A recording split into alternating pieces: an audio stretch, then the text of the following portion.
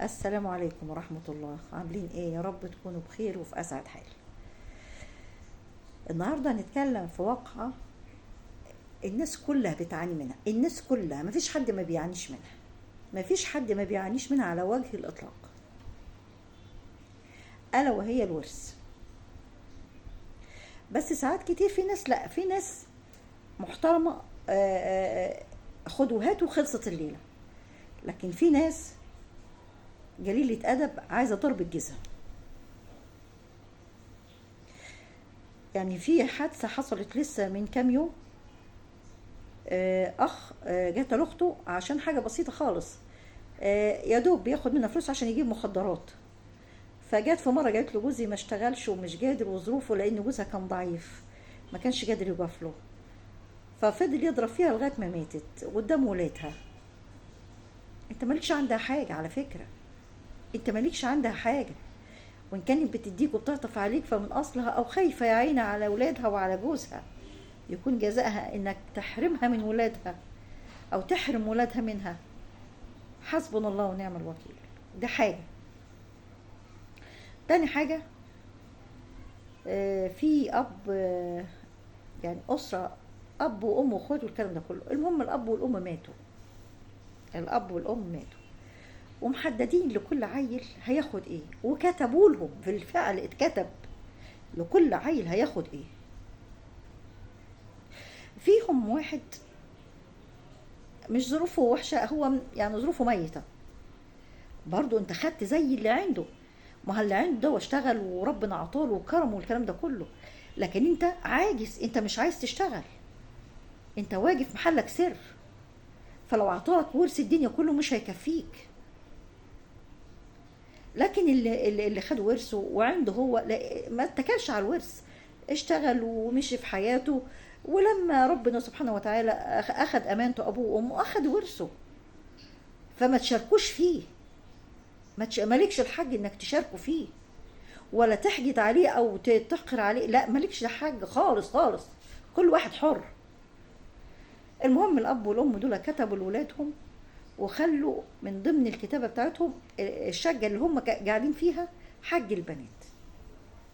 ووصوا البنات ان الشقه دي، وكتبوها لها كتبوها لهم بيع وشراء. ووصوهم كمان ان ما تبيعوهاش، خليها لكم.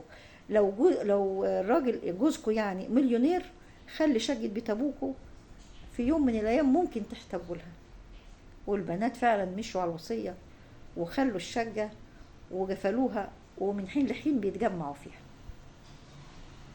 يجي الاخ اللي هو ظروفه مجندله بستين نيله، عايز ياخد الشقه، عايز ياخدها لابنه ويجوز فيها ابنه. طب ازاي وكيف يعني؟ هي فردة بلطجة؟ ايوه فردة وبلطجة، واللي في ايدكم اعملوه. الاخوات قاعدين في الشقة، عايز يتخانق فيهم ويزعطهم. مالكوش حاجة هنا، اطلعوا بره وكفوله. زوج من زوج اخواته واقف في نفس الليلة، خد مراته ومشي. خد مراته ومشي.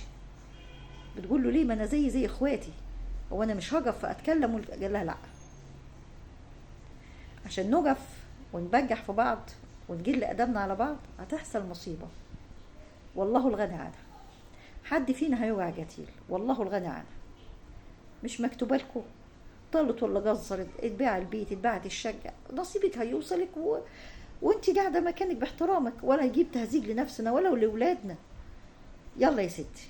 فعلا مشيت معاه، بس هي مجهوره ونفسها تروح تطبخ في زمرة رقبته. لكن مشيت تبع جوزها وسمعت كلامه. وبعد ما روحوا البيت وكل واحدة من اخواتها روحت، طبعا زطوا فيه وبهدلوه الكلام ده كله. برضو اللي في دماغه في دماغه، مفيش غير قضية واحدة بس، انه يروحوا للشرطة يوقفوه عند حدهم فيها، وهم كده مستعرين انهم يوقفوا اخوهم قدام الشرطة. لكن هو مش هيجي غير بكده.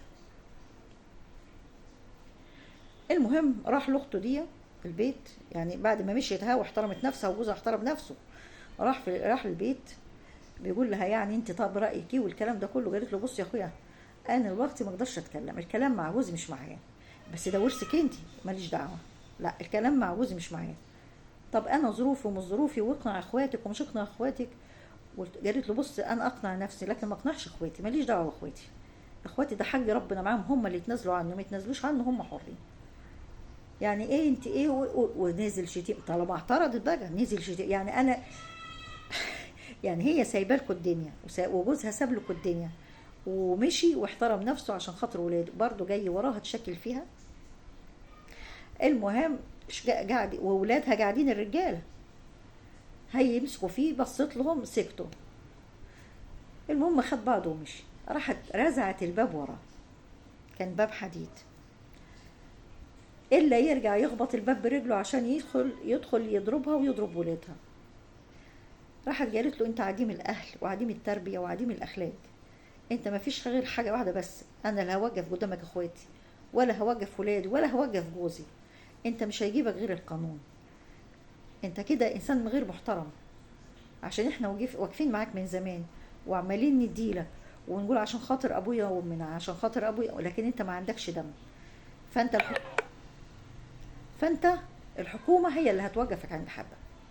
وهو طبعا نزل على السلم، سمع اخته ما لذ وطاب من الشتيمه وقله الادب. المهم بالفعل اتلموا الاخوات، اذا كان عددهم 3 4 5 البنات، وراحوا اشتكوا الاخ، والحكومه جت مكنتهم من الشقه واكدت عليه لو جربت من المكان ده تاني مش هيحصل. طيب ان كان اخواتك سامحوك المره دي وتنازلوا عن القضيه، المره الجايه مش هيغيتك حد. ما جاتش الا كده، قدام البلطجه، قدام قله الادب وفرد الدراع، مش هيجي غير كده.